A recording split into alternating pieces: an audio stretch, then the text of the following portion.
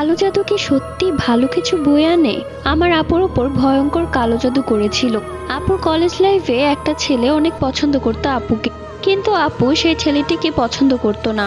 একবার তো সেই ছেলেটি সবার সামনে আপুকে প্রপোজ করে। আপু এতটা লজ্জা এবং রেগে যায় যে সবার সামনে ছেলেটিকে একটা থাপ্পড় মারে।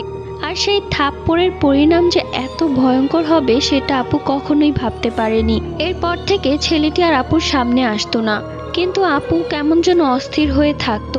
সব সময় সেই ছেলেটিকে দেখার জন্য পাগল হয়ে যেত। আস্তে আস্তে আপু নিজের শরীরের ওপর ক্ষত করতে শুরু করলো, যেমন হাত কেটে সেই ছেলেটির নাম লেখা, সেই ছেলেটির জন্য বিষ খাওয়া, ইত্যাদি ইত্যাদি। এমনকি আপু অনেকবার মরার চেষ্টাও করেছিল। অনেক ডাক্তার দেখানোর পরও যখন কোনো লাভ হয়নি, তখন বাবা একটি কবিরাজের কাছে আপুকে নিয়ে যায়। তখন সেই কবিরাজ বলে সেই ছেলেটি আপুর উপর ভয়ঙ্কর কালো জাদু করেছে।